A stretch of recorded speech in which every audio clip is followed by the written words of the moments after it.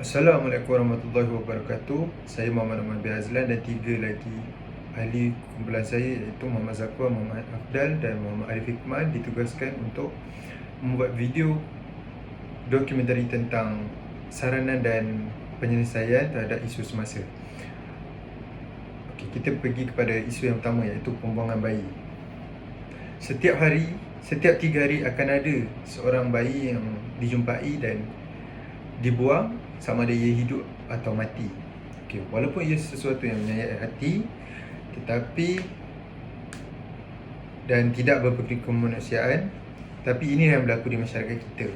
Okay, mengikut statistik sebanyak 577 kes telah dicatatkan dalam masa tempoh 5 tahun iaitu dari Januari 2014 hingga Disember 2018. Statistik ini dikumpulkan dan dicatat oleh Jabatan Kebajikan Masyarakat iaitu JKM dan PJRM, Polis Diraja Malaysia. Okey, statistik ini menunjukkan bahawa kes ini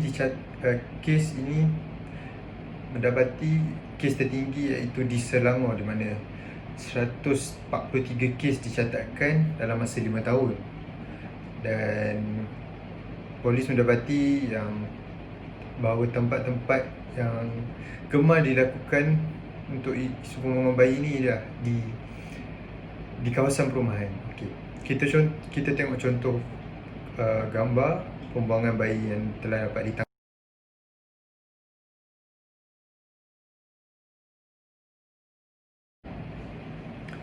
Jadi mengapakah isu pembuangan bayi ini berleluasa di masyarakat kita? Okay, ini adalah kerana beberapa faktor di mana yang pertama ialah kurang didikan agama, kurang pemantauan daripada ibu bapa dan pengaruh rakan sebaya. Dan pada pendapat saya, cara untuk kita membendung daripada isu ini berleluasa di masyarakat kita, yang pertama kerajaan perlulah memberi pendedahan kepada seluruh masyarakat tentang hukuman yang dikenakan kepada orang yang membuang bayi kerana ialah di mana hukuman itulah setimpal dengan orang yang membunuh. Yang kedua, ibu bapa perlulah memantau segala pergerakan anak-anak supaya tidak senang terpengaruh dalam isu pembuangan bayi ini. Ibu bapa perlulah tengok cara mereka berkawan, cara mereka bergerak, di mana mereka pergi dan sebagainya. Yang ketiga ialah pengaruh rakan sebaya. Kita sebagai diri sendiri kena elakkan daripada terpengaruh dengan perkara-perkara yang jahat yang tidak sepatutnya diikuti kerana takut kita yang terjebak dalam isu ini. So untuk mengelakkan daripada terjebak, kita sebagai diri sendiri jauhi rakan-rakan yang seperti itu ataupun rakan-rakan yang terlibat dalam gejala sosial. Okay, dan akhir sekali, pada pendapat saya, setiap individu perlulah memberi didikan agama yang mencukupi kerana agama telah memberitahu, Islam telah memberitahu iaitu membuat maksiat adalah haram dan membuang bayi adalah lagi teruk daripada membuang bayi adalah lagi teruk kerana ia membunuh. Assalamualaikum warahmatullahi wabarakatuh. Saya Muhammad Afdal bin Muhammad Razi dari kelas DKA 5B yang akan membentangkan tajuk pergaulan bebas. Baik, maksud pergaulan bebas. Pergaulan bebas ini adalah salah satu bentuk perilaku yang menyimpang di mana bebas. Yang dimaksudkan ialah melebihi batas-batas norma yang ada.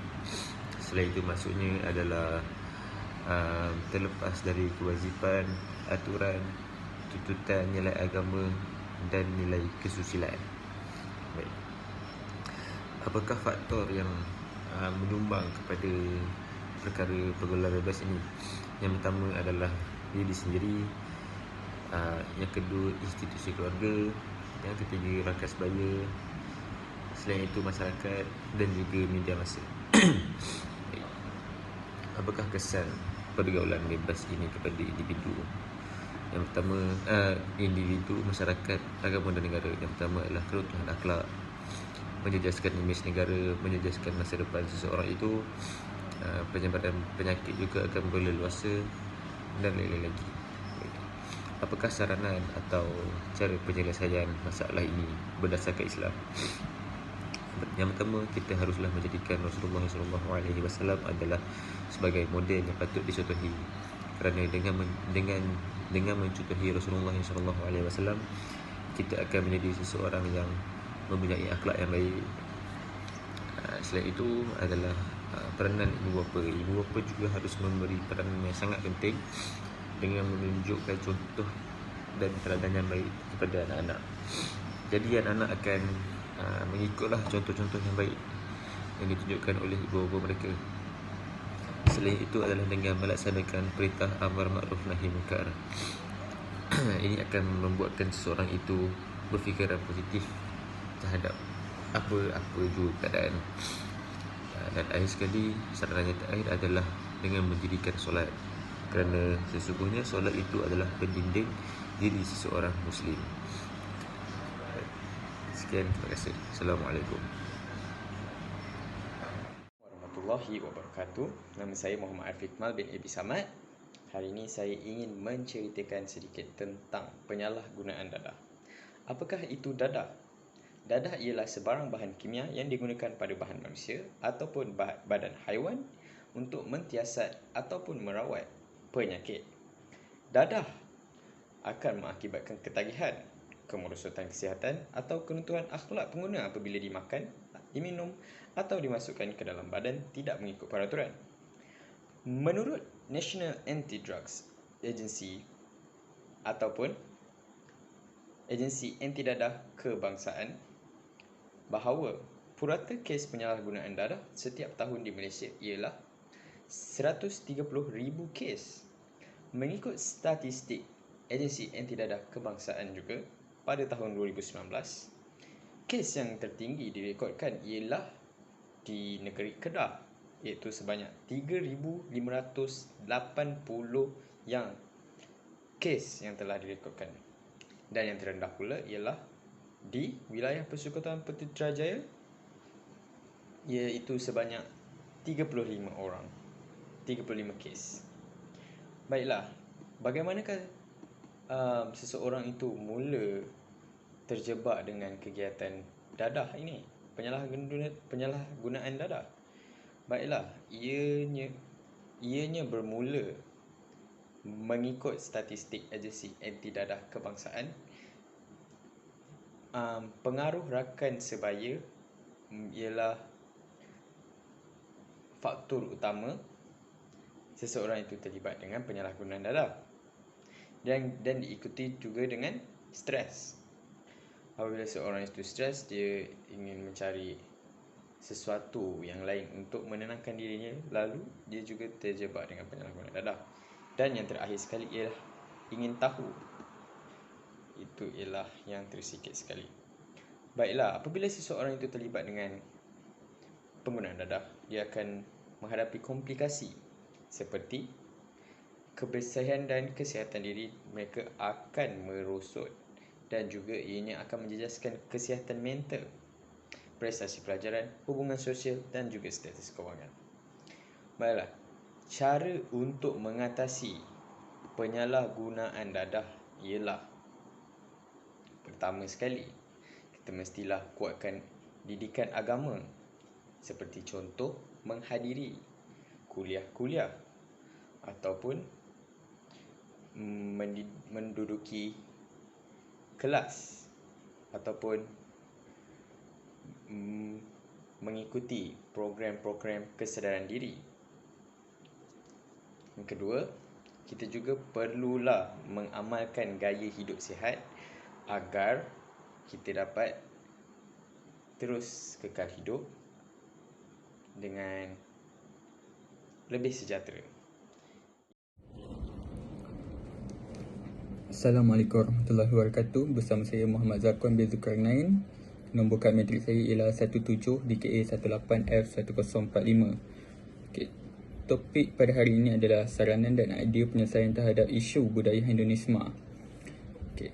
Apa itu budaya Hinduisme? Hinduisme adalah pandangan hidup yang menganggap bahawa orang akan menjadi bahagia dan mencari kebahagiaan sebanyak mungkin dan sedapat mungkin menghindari perasaan-perasaan yang menyakitkan. Hinduisme merupakan ajaran atau pandangan bahawa kesenangan atau kenikmatan merupakan tujuan hidup dan tindakan manusia. Orang yang seperti ini hanya memandang bahawa kesenangan, kenikmatan dan kebahagiaan menjadi tujuan utama dalam hidup manusia di dunia ini. Sehingga pemahaman hedonisme merupakan satu cara pandangan tertentu dalam memahami hidup manusia. Seterusnya, contoh budaya hedonisme iaitu hiburan melampau seperti berpesta di kelab malam, festival, konsert dan program-program hiburan yang lain. Akibat daripada budaya hedonisme ini, seperti yang diceritakan oleh kawan saya yang lain, iaitu pergaulan bebas. Daripada pergaulan bebas inilah boleh mengakibatkan berlakunya seks bebas dan menjadi punca berlakunya kes pembuangan bayi. Selain itu, dari pergaulan bebas inilah boleh mengakibatkan seseorang tersebut terlibat dalam penyalahgunaan dadah. Penyalahgunaan dadah merupakan masalah utama negara kita. Setiap tahun berlakunya penambahan bilangan penagih dadah. Kesannya merebak banyak gejala sosial seperti mencuri, meragut, membunuh di samping menyebabkan penularan pelbagai penyakit-penyakit bahaya. Seterusnya adalah cara mengatasi. Yang pertama ialah penanaman dan pengukuhan nilai-nilai Islam di dalam jati diri anak-anak remaja. Hal ini adalah amat penting kerana di dalam masyarakat Islam pada masa kini kurang diterapkan. Jati diri dan pegangan umat Islam terhadap syariat Islam perlulah dilaksanakan tak kala anak-anak masih lagi kecil. Hal ini menyebabkan mereka pewaris agama yang suci dan perlu bagi mereka memahami dan mencintai Islam semenjak masih kecil lagi. Yang kedua adalah melatih untuk menetapkan akidah pada jiwa seseorang itu menjadi penentu seseorang itu memilih ke arah kebaikan atau kemungkaran. Islam tidak menghalang umatnya untuk mencapai kebahagiaan hidup sekiranya jalan yang diambil itu tidak bercanggah dengan hukum syarak. Yang last sekali adalah selalu bersyukur. Selalu bersyukur adalah poin utama dalam hidup. Kita harus tahu bahawa kebahagiaan tidak hanya datang daripada barang-barang branded, wang yang banyak dan kekuasaan. Malah kebahagiaan datang daripada hati yang selalu bersyukur atas apa yang sudah dimiliki. Dengan bersyukur, tidak banyak mengeluh dan selalu mendekatkan diri kepada Tuhan, maka kita akan lebih tenang dan tidak mudah iri hati dengan kehidupan orang lain. Itu sahaja daripada saya. Terima kasih.